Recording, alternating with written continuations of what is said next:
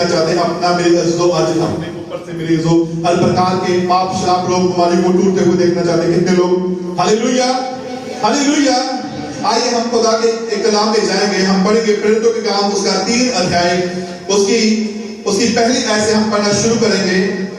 यहाँ पे लिखा है कि पतरस और यूहन्ना तीसरे पहर प्रार्थना करने के समय मंदिर में जा रहे थे और लोग एक जन्म के लंगड़े को ला रहे थे, जिसको वे प्रतिदिन मंदिर के उस द्वार पर जो सुंदर कहलाता है बिठा देते थे, और वह मंदिर में जाने वालों से भीख मांगे।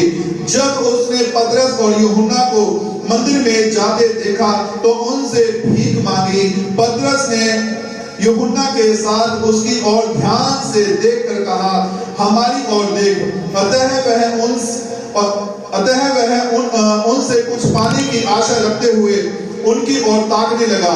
पतरस ने कहा, चांदी और सोना तो मेरे पास है नहीं, परंतु जो मेरे पास है वह मैं तुझे देता हूँ। यीशु मसीह नासरी के नाम से चल फिर। और उसने उसका दाहिना हाथ पकड़ा कि और वे उसे उठाया, और तुरंत उसके पांव और टखनों में बल आ गया और वह उछल कर खड़ा हो गया और चलने फिरने लगा और चलता और कूदता और परमेश्वर की स्तुति करता हुआ उनके साथ मंदिर में गया। Hallelujah, hallelujah.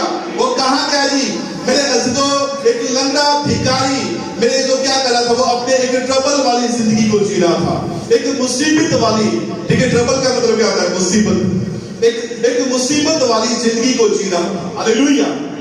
और जब वो अपने मुसीबत वाली जिंदगी को जी रहा था तो जीते जीते क्या हो गया जी? वो भी अपने इस जिंदगी से मेरे जो हताश हो चुका था, निराश हो चुका था, और उसको समझ में आ गया था कि अब मेरे पास कोई और चारा नहीं है।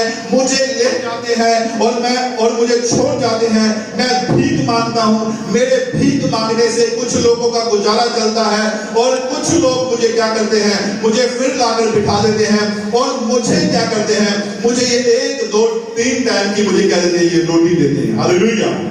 तो मेरे अज़ीज़ों, उसने मेरे जो अपने जीवन को इतना मेरे जो दुखी बना दिया था, इतना दुखी समझ लिया था कि मैं अब कुछ और नहीं कर सकता हूँ। मेरे पास अब कोई और चारा नहीं है। मेरी जो जिंदगी है वो इसी प्रकार ट्रबल में, इसी प्रकार दुख में, इसी प्रकार फियर में जिएगा। Hallelujah, hallelujah. आज हमें इससे ऊपर उठ के आना है। जब हमें खुदा के दास कहते हैं कि आज तुझे अपनी जिंदगी से बाहर आना है, आज तुझे कुछ नया करना है, आज तुझे परमेश्वर के लिए कुछ नया होना है। हालेलुया। तो आप जान जाइए कि ये खुदा का दास आसी नहीं कह रहा, बल्कि कौन कह रहा है? बल्कि परमेश्वर का आत्मा कह रहा है। आमीन, हालेलुया। और बाइबल में क्या लिखा है? इसकी 8 आयत को हम दोबारा पढ़ेंगे। और वह उछल कर खड़ा हो गया और चलने फिरने लगा और चलता और कूदता और परमेश्वर की स्तुति करता हुआ उनके साथ मंदिर में गया। मंदिर का मतलब इनकी भवन में, परमेश्वर के चर्च में गया। Hallelujah, hallelujah. और वहां पर जाकर उसने क्या करना शुरू किया? परमेश्वर की स्तुति करना शुरू किया। हालेलुया। आज मेरे अज़ीज़ों, एक लंगड़े का जीवन मेरे अज़ीज़ों उसको दुखदायी जीवन लग रहा था। आज आपका भी एक ऐसा ही जीवन है। Hallelujah, hallelujah. आप लंगड़े भिखारी से कम नहीं हो, हैं? हालेलुया।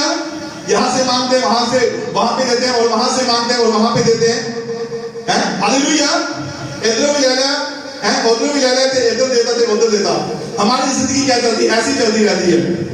हालेलुया।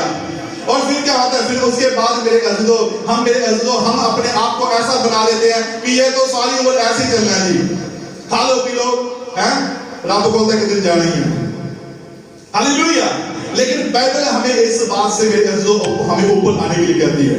ठीक है जी। उस लंगड़े भिखारी के जीवन में परमेश्वर क्या किया? चमत्कार किया। आज आपके जीवन में भी चमत्कार करेगा चर्च। Hallelujah, hallelujah. आपके जीवन को भी परमेश्वर ऊपर उठाएगा और आपको इससे मेरे अज़ीज़ों, इस परेशानी से, इस दुख से आपको बाहर निकालेगा। हालेलुया।